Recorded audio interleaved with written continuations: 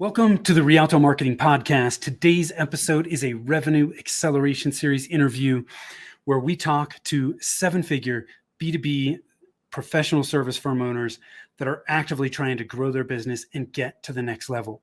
We talk about the good, the bad, and the ugly so that you can learn from their experience.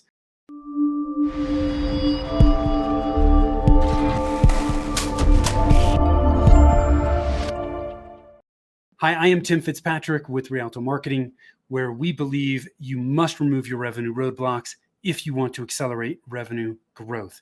Thank you so much for taking the time to tune in. I'm really excited to have with me today Philip D'Souza from Aurora IT. Philip, welcome and thanks for being here. Tim, it is my pleasure. Thank you for having me. Yes, I can't wait to dig into this. You've got a very interesting past that I think a lot of people can learn from. When we did the initial pre-interview, I love how you think and your thought process. So I can't wait to dig into some of this stuff. But before we do that, I want to ask you a few rapid fire questions to get things started. Let's go. To go? Yep. All right. So very quickly, what do you do and how long have you been doing it? Philip D'Souza. I am president of Aurora Enterprises, and I consider myself in this role as a supporter for an amazing team. I've been doing it for 30 years. That's a long time. Yeah, it is. Well, what's the most important lesson that you have learned in that 30 years? Simple communication. I believe strongly, Tim, that communication can solve for world peace. If we take the time to express what we need, and in turn also take the time to just be quiet and listen, right? That's a recent lesson that comes with wisdom. Communication for me is key. That is an amazing insight because, gosh, I don't know anybody that doesn't struggle with communication at one point or another. It's, gosh, it seems like such a simple thing, but it's really not. There's so many variables that can go into it, and depending on what the situation is, sometimes you need to do things a little bit differently. Tim, you're the one that took us off rapid fire, so here goes. Right? Here's my story.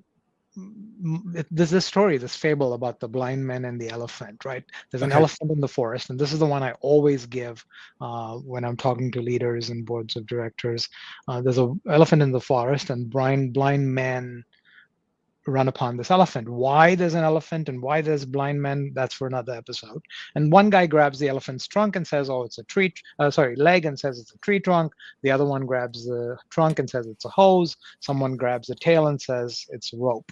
That's a moment in our daily business lives, right? And if leaders choose to stop and say, hold on, let me correlate, let me get all this information from all of you, and let's put it together and figure out that it is actually an elephant, is halfway the battle won in terms of communication. And if we're passionate about communication, and if my team hears that, by the way, we've grown from the time you first introduced me, it's actually 8 digits in terms of revenue numbers, and I'm not counting the decimals. So that's a little side joke there, Tim. But if I tell them that, look, I need to hit this revenue number, it means a lot to the organization, and I'm clear and passionate, and they feel the need for alignment, and the communication's clear, we've got an aligned team in sales. So that's the reason why I take the onus upon myself to say communication is critical. Yeah, I love that. Thank you. Thank you for expanding upon that. So in your 30 years, I'm sure there's been plenty of ups and downs. When you're going through one of those down periods or trying to really push through roadblocks, do you have any type of mantra or something motivational that you tell yourself, share with your team? What's the first thing that comes to mind there? This is a tough one. So yes, we're an IT company, we're a cybersecurity company. We've like the guy next door reinvented ourselves about 8 times in a 30-year period. And when you're down, Tim, it's like talking to someone who's got a grain of sand in their eye, and you're preaching salvation. Right? it's the last thing you do. I mean, you're in the heat of the moment, you're trying to fix things, but in hindsight, I've learned that that's the moment when leaders have to be collaborative to understand what's going on with the team. Again, communication stands. For me, during those times, it's a sense of discipline, right? This is what Bankers actually don't do best. They give you an umbrella all year long and take it away when it's raining. Yeah. And there's going to be a few more cliches like that if you Yeah. accept them, Tim. But so, the discipline has to be set early such that it'll hold you in times when you're down. And when you're down is not the right time to put the discipline in. So building that rhythm, which is, by the way, a great book if you haven't read it, Rhythm. And Rhythm. yes, it's Okay. it's building that cadence in good times such that it'll hold you through bad times. And that, I believe, is number one for me and a major reason for our success. I love that. So discipline and setting it up early, Yes, uh, and frankly, setting it up when you don't really need it absolutely. necessarily. Yeah. Yeah. I've talked to many coaches, mentors, leaders, um, strategists, and one of the things that they say consistently is that leaders fail for lack of discipline. And we're only human, right? Yeah. You tell me not to eat carbs, it's going to last about 2 weeks. So I need that coach right behind me to maintain that discipline. And Yeah. therefore, we're human. Um, we're subject to the frailties and the absolute greatness of being human. And there's no way that we could maintain this discipline ourselves. And therefore, we use external sources, coaches, check in with ourselves. But yes, discipline is a key factor. I really like that because it applies to marketing, certainly, right? We talk in marketing all the time about, man, the best time to start marketing is not when you feel like you really, really need it. Because at that point, you're a little late. It's going to take some Yeah, time to get that flywheel going. right. Absolutely. So one of the first things I want to dig into with you today is that you sold your company. That was in 2021, correct? Correct. Yes. Let's talk about that because I don't know if some people certainly start their companies knowing that they want to sell it. A lot of people don't, but that's the path that they end up going down. Um, Tell me about that experience. I mean, when you first started, was that your end goal at some point in the process? Did it become your end goal? What was that like? Well, that's an easy one. So I always talk to business owners and say, know your exit strategy, right? You just got to know. I mean, it could be a legacy business. Yeah, I've been early in our years, accused of being Club Med. But we've actually had a SWAT team come in and turn us around. But know your exit strategy, whatever it is. Is it going to go to the grandkids? Is it going to be a lifestyle business? You're going to sell it. So you get to pick, and you'll get to change. And there's going to be buyer's remorse or seller's remorse or whatever it is. But know your exit strategy. And once you do, in our case, it was to sell the business at a certain point. The answer, Tim, as to how to go about it is extremely simple. I'm going to take you back to the time when you asked your potential date out to prom night. Appear appealing. It's yeah, very simple, right? You appear appealing in all ways, finance and your differentiators and your team, and you set this up beautifully, such that the buyers will come. An added note: ask the prettiest girl first, ask the biggest, most appealing company first, because if you do get rejected, you have the honor of saying you got rejected by the prettiest one. So what yeah, the heck, right? You've got nothing to lose. So yeah, that's the way we went about it. And Aurora was bought end of 2021 by Pluralock, a cybersecurity startup firm that's absolutely rocked the environment. Stood up to everything that they said they would do. And actually, Aurora has maintained its double-digit growth post acquisition. And I'm still here. There's no reason for me to be here. yeah. Earnout's done, everything's done. I do it because I'm absolutely fueled by the excitement and the growth. How long how long were you planning uh, before you actually sold? Subliminally, always, right? I mean, Always. when I say not all 30 years, the first few years went to make sure that we've got the right stationery and the right letterhead and the right logo, and then we built a certain momentum and evolved into a stage of maturity. And then in the last, I would say, 5 to 7 years, the thought crossed my mind that I'm growing a little tired of just running the business. and it gets to a certain value. And as business owners, then we've got to worry about everything, right? The margin on your largest deal, if the kitchen sink gets clogged, Yeah. or if someone wakes up on the wrong side of the bed. I don't care if you're $100,000 business or $100 million business. Problems are of scale and great similarity. Yeah. Yeah. So when you sold, were you approached or were you proactively looking for a buyer? We were approached. Got it. Yeah. We appeared appealing. We were approached, and the rest is history. Went down pretty quick. Full credit to So the buyers. I want to dig into appealing. It's, When you talk about being appealing, here are some of the things that I think about, and I want to expand upon this sure. if I'm missing. But appealing, obviously, need to be profitable, right? Right. Uh, you need to have a lot of systems and processes in place. The business cannot be solely dependent on you as the owner, because they pull you out and the wheels come off, right?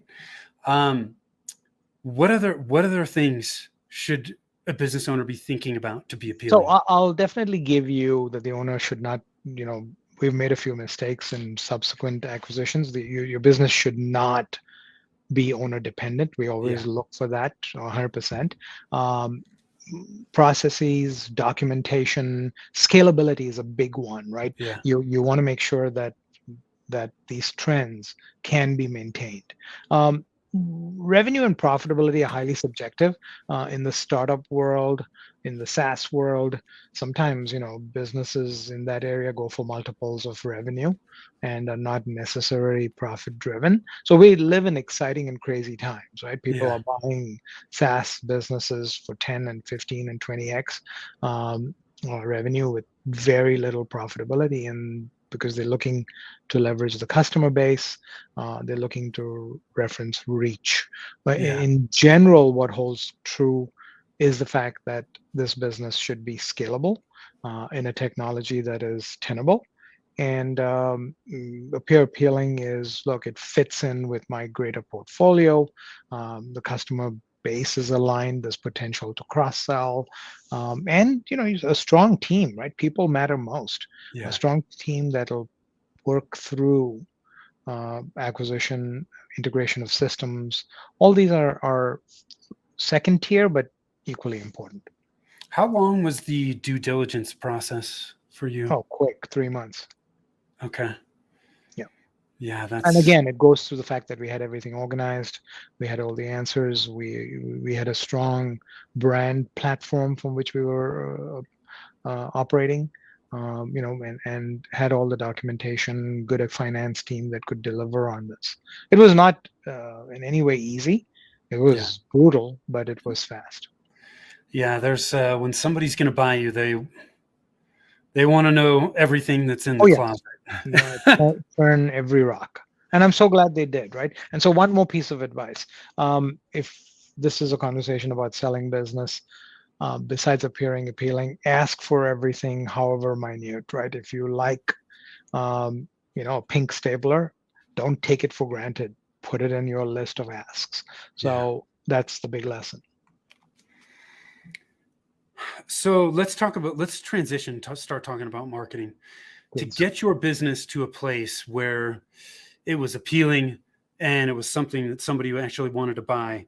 Um, to me, marketing's got to play a pretty big role in that. Can you talk about how marketing has played that role in your business growth and how you thought about marketing?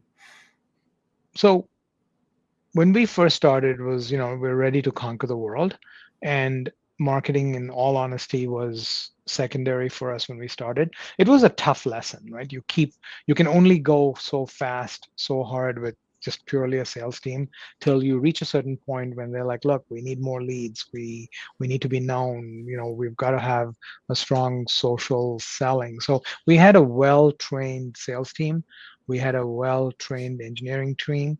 We had great infrastructure, labs, and all of that, but we were missing the glue that puts us together, and that was a strong brand platform. That was a hard lesson for us. As soon as we entered into the next level of our evolution, and we were dealing with huge vendors like Broadcom and McAfee, that we realized that, look, you know what, we've got to invest in ourselves. We've got to make sure that we've got to have a strong brand platform, as I mentioned earlier. And let's break that down, right? Social selling, very critical, that we appear on social media where our customers are. If our customer want to buy, they no longer put a classified ad in the back of the New York Times, right? They're looking online, they're searching. So there's SEO, there's an SEO component.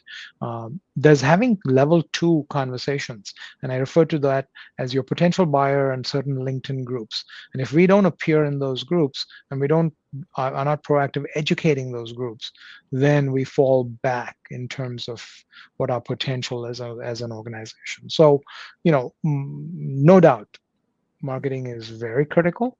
A very structured marketing program that I strictly measure by ROI and qualified leads has held us in good stead. And we always look to our vendors for MDF money. We match those with internal funds and internal resources, internal employees, and so we are very committed to our marketing program.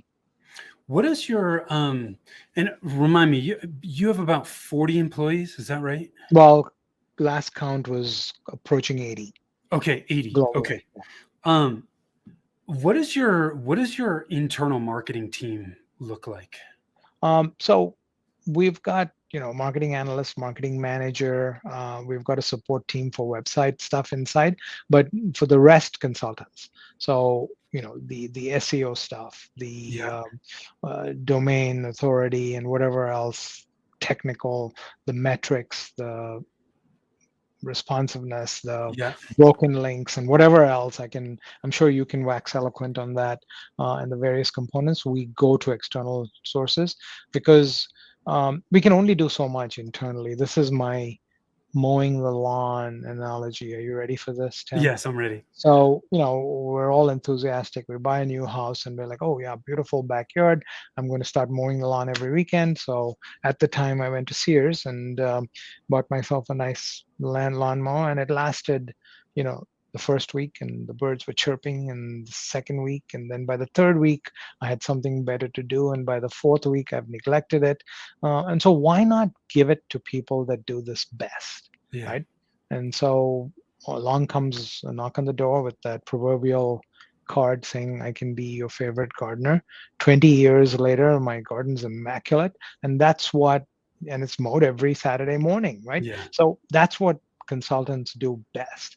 That's their job. The specialists do best. I'm not saying you cannot hire internally, please do, but that you continuously sharpen the saw when you rely on consultants. So the blend of internal and the hybrid model of going out to consultants serves us well, because consultants like you in turn are much like butterflies pollinating flowers. You pick information from one place, bring it to another. There's group learning, and there's a general elevation of standard. Yeah. I always like to ask this question because so many times I think from a marketing standpoint, business owners struggle with how do I build out my marketing team as my business starts to grow? And inevitably, a lot of people make some marketing hire missteps. And, you don't need a high level marketing person as your first marketing hire. It just, for a lot of people, it just doesn't make sense. So it's, thank you for sharing that, because I totally agree with you. I think you need to have people on your side of the table that are looking out for your interests, but marketing is so broad at this point. You can't be good at everything. You can't expect to hire a unicorn in-house who can do, content marketing and email and paid ads and strategy. It's just, that person doesn't exist. So you do have to be able to build it out. So thank you for that. My pleasure. So as you've grown, how has your marketing evolved? You touched a little bit on, it started most of it was really started with outbound, right? Outbound sales, really proactive lead development, and then you're transitioning to social selling and a lot of digital techniques. How has that evolved, and how did you know when to pull certain levers, if that makes sense? It's all about ROI. And like I said, we're putting money into this. We're getting vendor MDF funds to drive this, and it's about what mileage you can get out of your gallon of gas. Yeah. So the metrics are very, very straightforward. We hold this to a high standard, a high leash, that for every dollar we're putting in, we're looking to get qualified leads of a certain kind, a certain dollar amount. And as that momentum grows, there's need to put more gas or a better grade of gas depending on what results you want. And so we're far from perfect. There's no doubt about that. There's still plenty of work to be done, but the learnings of the previous years held us in good stead as we get things together. We started at the very basic in terms of hey, let's go build a decent website, and then that whole channel took a life of its own. We went on to SEO, and help me, it is domain authority, isn't it? Yeah, Yeah. there's domain authority, and There's one. certainly Yeah. is, So what we keywords measure are you ranking for? keywords, And correct. So our top 10 keywords, we look at those metrics with the sales team every week, and the sales team says, "Are you kidding me? Why are we even looking at encryption? It's outdated. Let's go to data leakage protection." So our marketing reports talk about all the broken links and reputation. So that's standard stuff, and that has a life of its own. On the other side, we from besides the website, it's our social presence. Are we putting the right kind of material out there, whether it's LinkedIn or whether it's Twitter or Instagram or wherever else? Are we doing enough of YouTube videos? Are we viral enough? Are we now having enough in-person events? Are we talking to our potential customers at the level 2 in the groups that they're on, professional groups that they're on, in the meetings they are, the forums they are? So yes, we're constantly evolving. Let me give you something that's absolutely shocking, right? Back in the old days, we took the time and paid the money to present a brilliant document, a white paper. And everyone said, "Hey, look, you know what? Your reputation and your expertise hinges on the fact that you put up enough white papers out there, and Google will sense it and improve your ranking, etc., etc."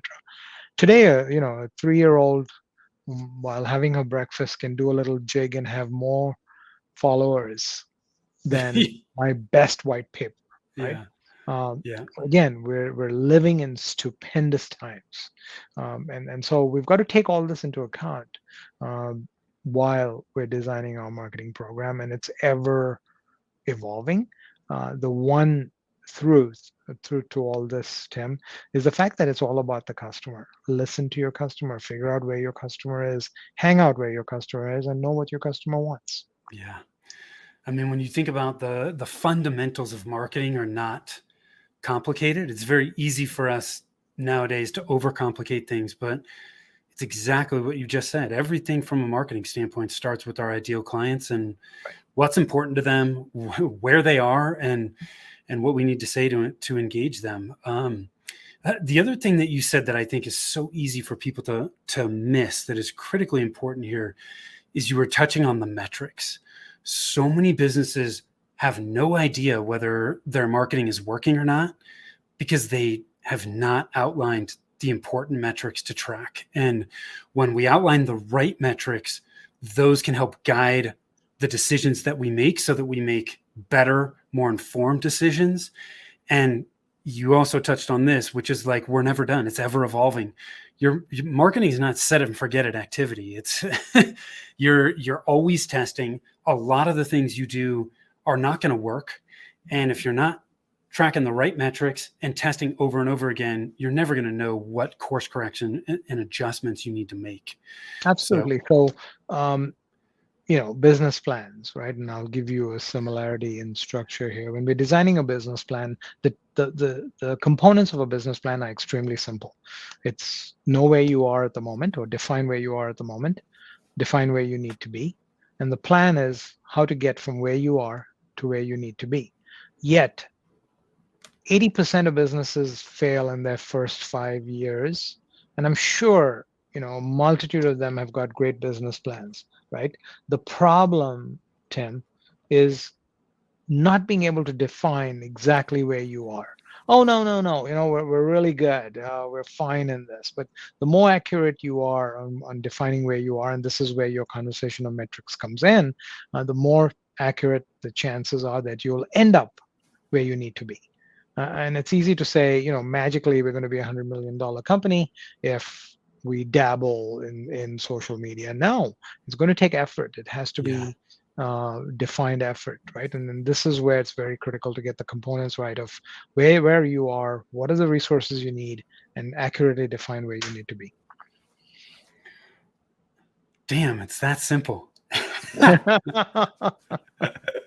I love it. See, I love how you break things down into very simple, easy to understand ways, because again, complexity is the enemy of results. Simplicity, it's easily stated. It's understanding this and implementing it, right? It's not easy to pick up the right metrics to define where you are at the moment, right? That's where you've got to do the heavy lifting. Yeah. So you touched about on your sales team. With sales and marketing, there's this constant topic that comes up about sales versus marketing. Is it sales and marketing?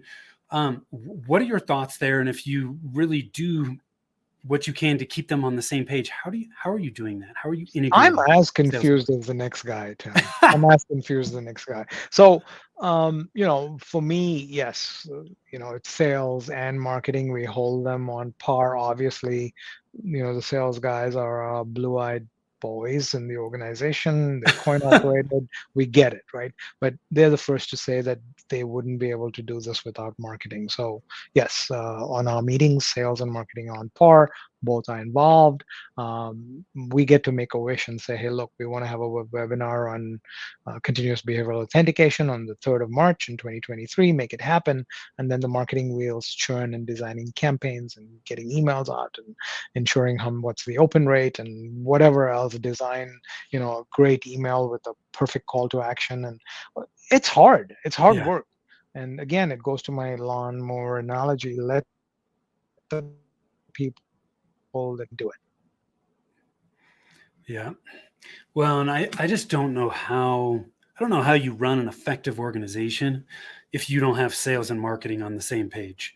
Marketing can learn a ton from sales, and sales can learn a ton from marketing. So it's, salespeople are having conversations with your prospects, your potential ideal clients all the time. The information that they glean from those conversations is invaluable, in my opinion. So if your marketing team is not trying to take advantage of that information, they're not getting all the fuel that they could be. Sure. Couldn't agree more.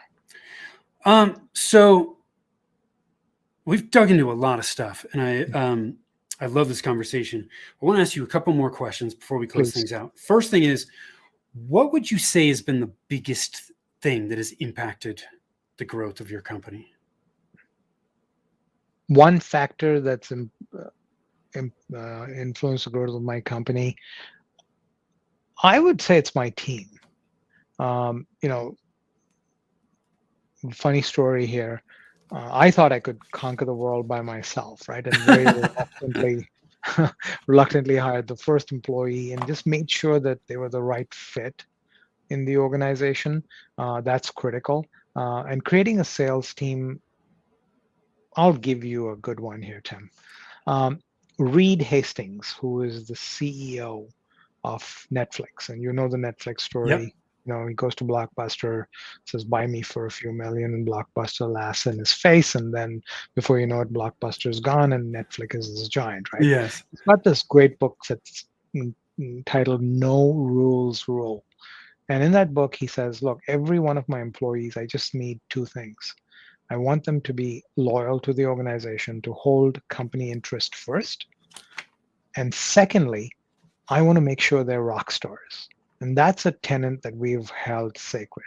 When we hire, we want to make sure that our employees hold company interests first, and they're absolute rock stars at what they do.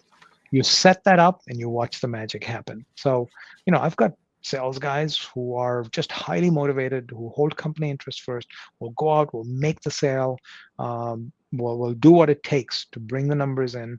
And, their win is the company win, in turn, nice commission checks, and just it keeps us all well organized, and there's no need to yell and scream and bop them in the head when they don't make their number, because of these two tenets. They hold company interests first, and they're absolute rock stars at what they do. Again, you're breaking it down super simple. I love it. So the last thing I want to ask you before we wrap up, knowing what you know now, is there anything that you would do differently? That's an easy one, Tim. Nothing. I am where I am today because of the set of circumstances, and I refer to a few miracles in my life that happened from the day that I stepped into this amazing country, where the only thing between you and where you want to be is yourself and nothing else. And so, no, nothing. I mean, I'm sorry, I don't mean to disappoint you. No, it's okay. Great wisdom. I have absolutely enjoyed my journey.